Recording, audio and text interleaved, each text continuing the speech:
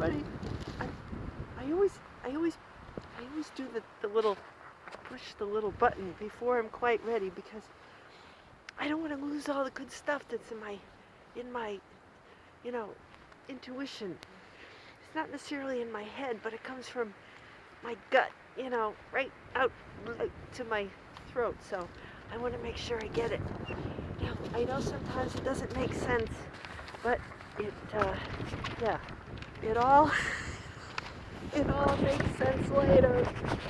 Oh my goodness, it's windy today. All right, it's perfect though. These are perfect elements. Oh, let's leave a little plastic. January, what is it? The 15th, 2023, Zazoo Plazz report. You know what I think's going on here? I think this little thingy needs to be tightened up. Hold on. Let me just that's why it's twisting around like this. Okay. Hopefully I'm gonna have to. Where's an engineer when you need one? I got a house full of engineers, but they're all. That's gonna have to do for today. Yeah. So one engineer was home for the weekend. My son was home. He had an eye. I had to get his eyes checked or something, and he went back to his place. And my younger son finally, well, not finally, because I'm gonna miss him. I'm just gonna miss that kid. College is starting up again, so he's been home for a month from college, and he's on his way back to campus as we speak. My husband in the good old minivan. Oh man! So we're proud of that kid.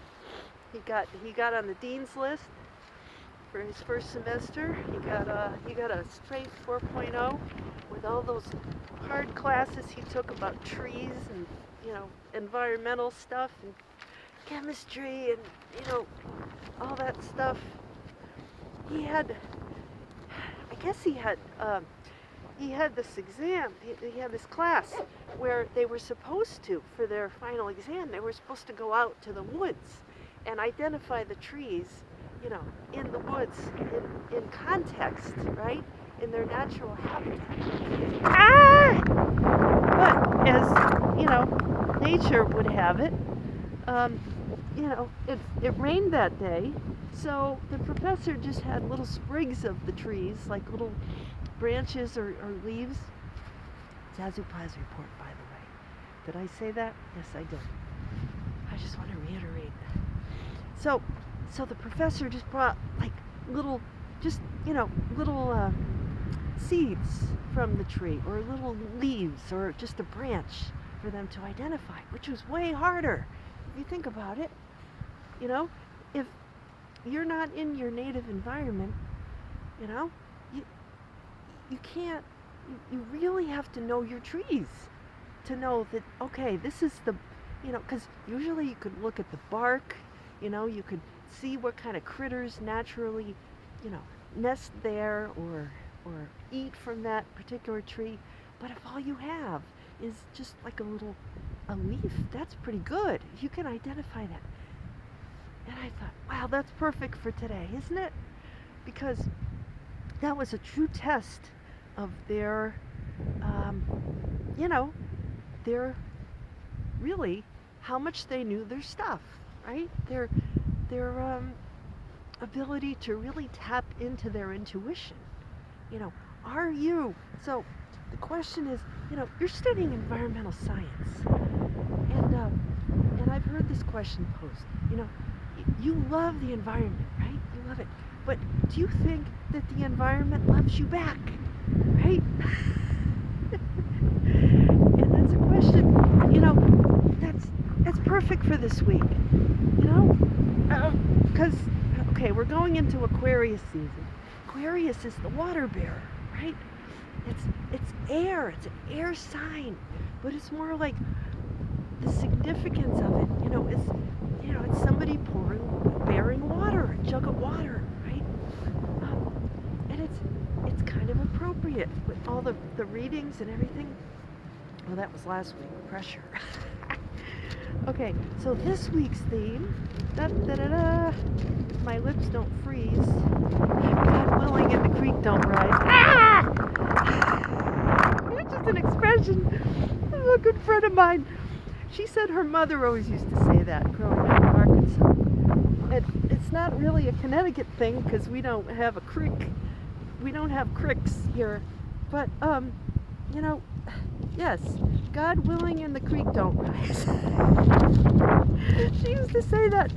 We'd have Zoom meetings, you know, and I would say, oh man, is this going to come together, you know?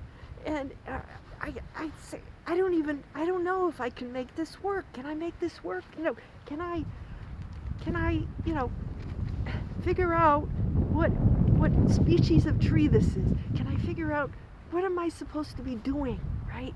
What does God want me to be doing? If I can't see it, I can't, you know, I know it's there. I know the tree is in the forest, but how am I going to connect with it and know that that's the right thing, you know?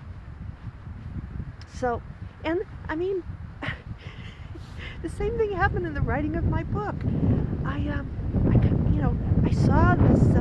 I was looking for an illustrator for the cover of Zazoo Plazz, The Audacious Ventures of Zazoo Plazz, Part-Time Superhero, Full-Time Mom, my book, from which this YouTube channel was born, and many other projects. So yeah, go check it out if you haven't yet. It's a new year. It's a great time to read it.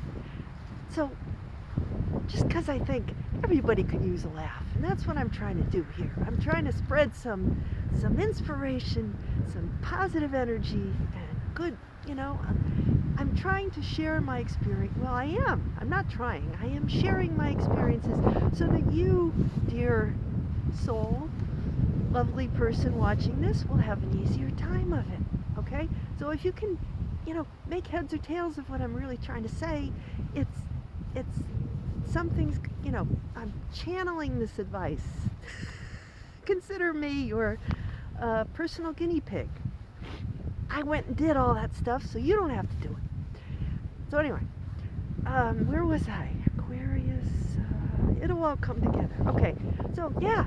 So all right. So what I'm saying. Yeah.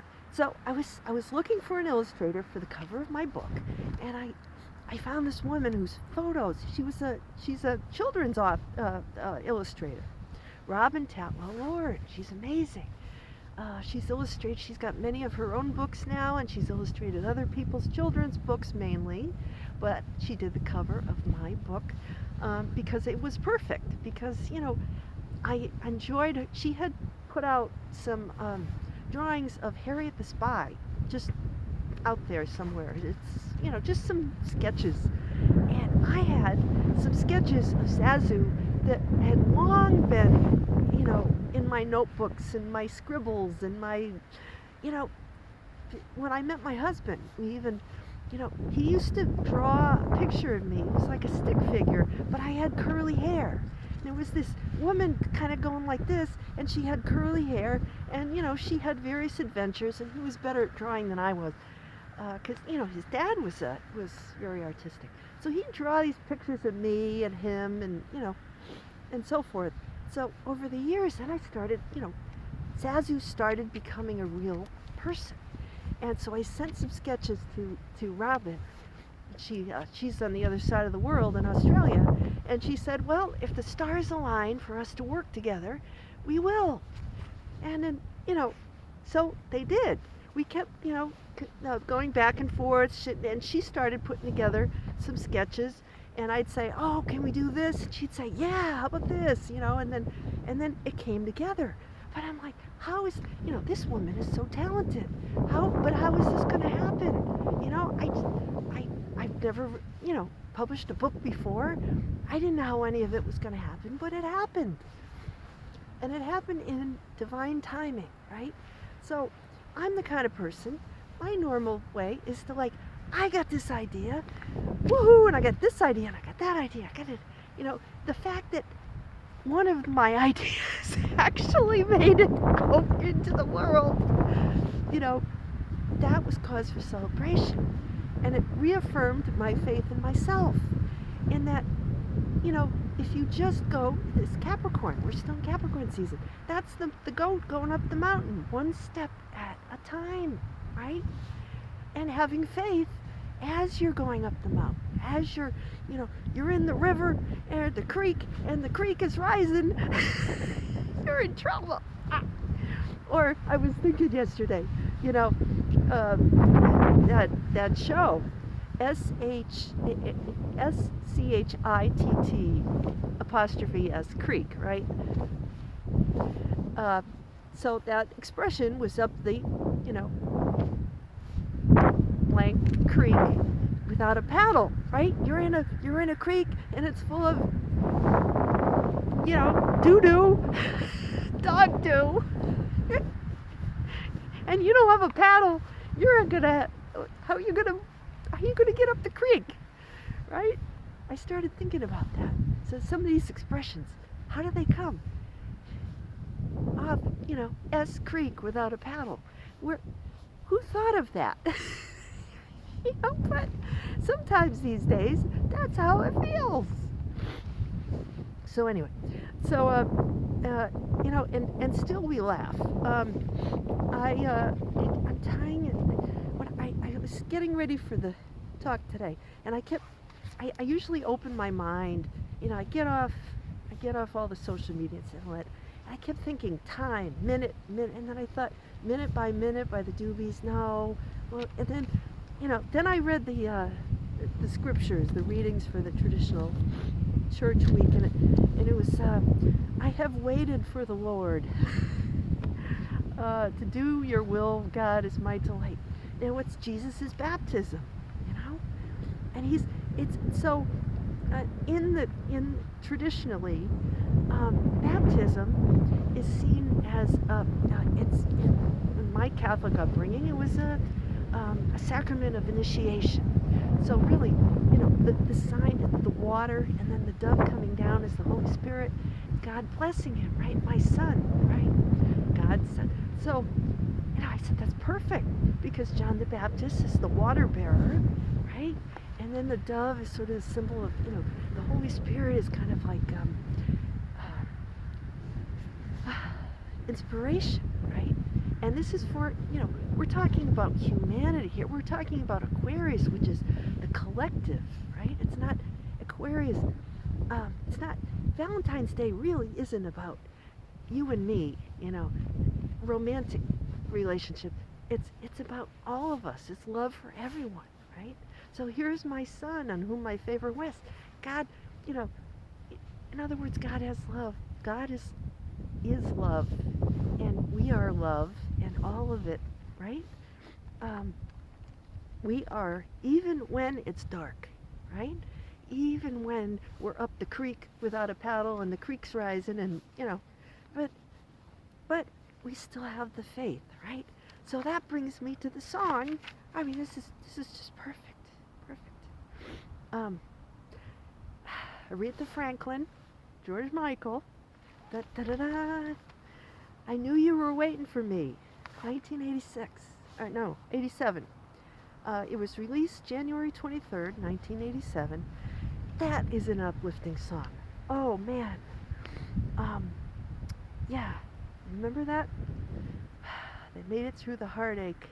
And so, you know, they were, when the river was deep, when the mountain was high, did not falter.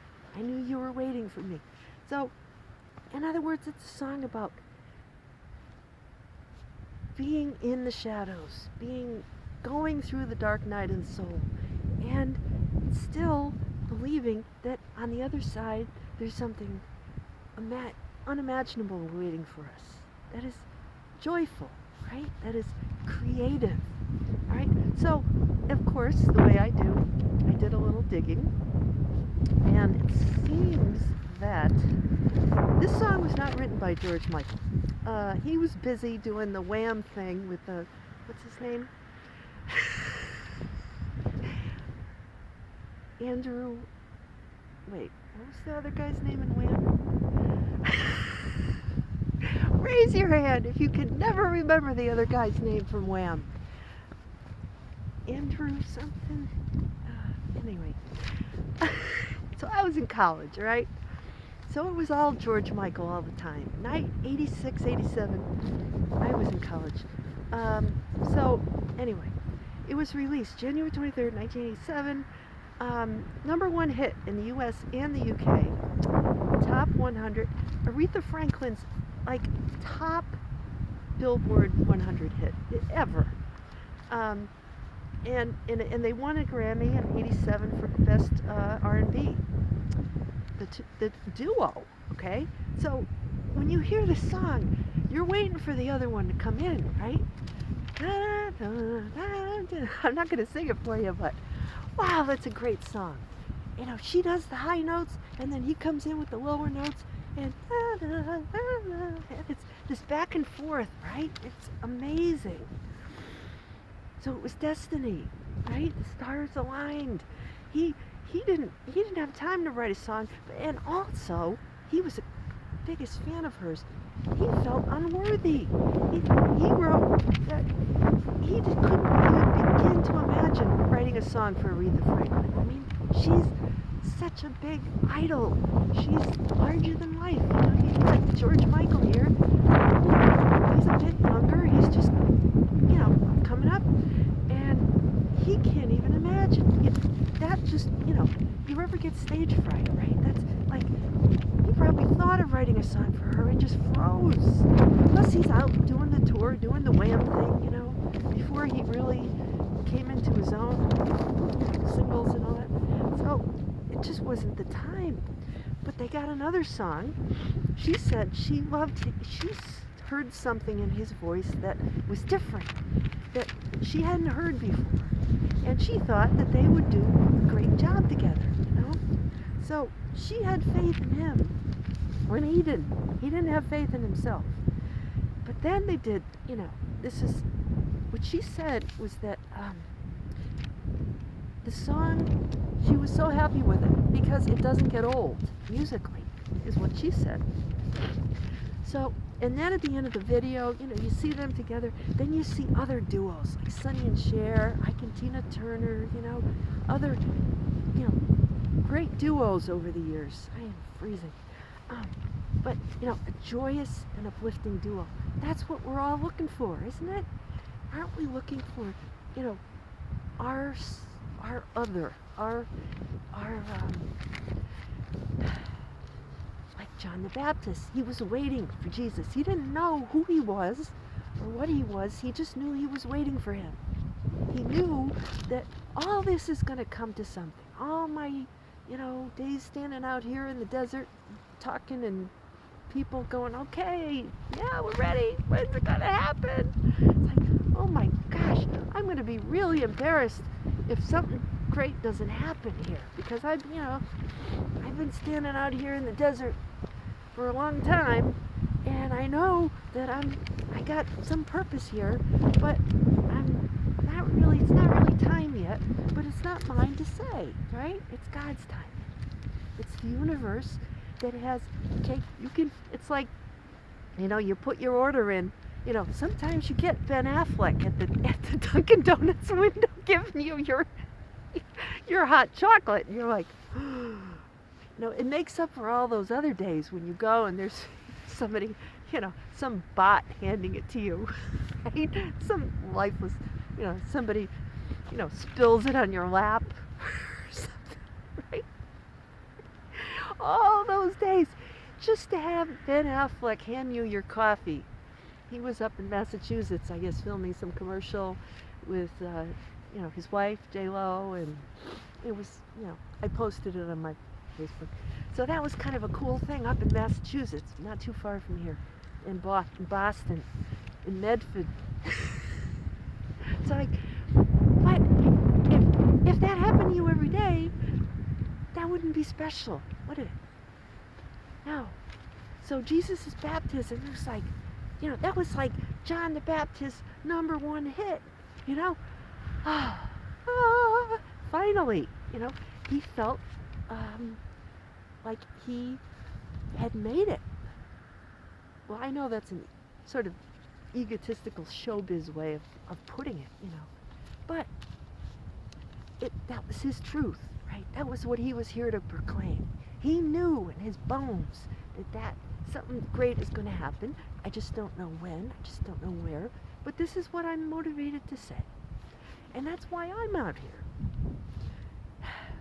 And then later, I look back at some of my earlier reports and I go, wow, I said that, and it makes me feel more worthy. You see? I see my own worth through my own eyes. This, even if I don't get any likes, although I'm going to get thousands, millions are going to know who Zazoo Plazz. The message of Zazoo Plazz that I'm trying to bring out. The humor of Zazoo Plazz. My deepest, wish is for everyone to laugh, everyone to know joy, and to know that there are difficulties, but then there's joy. And to see that, and every day is my fondest wish. So, it's kind of like, our time is not God's time. A moment, million years probably in our time is like a moment. And there's all these other things going on different timelines. So, anyway, what was the other thing I was going to say? There was something else I wanted to tell. Oh, yeah. How I was thinking, how sad it was. Lisa Marie Presley passed away. She rests in peace. I'd like to think that she's with her dad, Elvis. She was just a couple years younger than me, and and of course I felt, I was shocked when I heard that news. And then again, that movie just came out, and the timing of it all, and how she had just seen that actor who portrays her dad, and you've got to think that that probably touched something in her heart, right? Because she was an open-hearted person. She was a very, she's very close to her dad. And so we try to explain these things by, what's the medical say? What does this say? What's that say? But intuitively, the soul knows what it wants. The soul has other ideas. So you like to think, she's reunited, You would hope with her son and her father,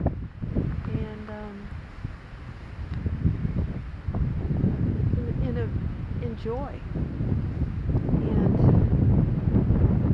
the suffering that they went through is over. The dark valleys, and all that is all, it's for a purpose. Whether you call it a karmic lessons or whatever, Everybody has their purpose and their cross to bear, and no matter what I wanted to say,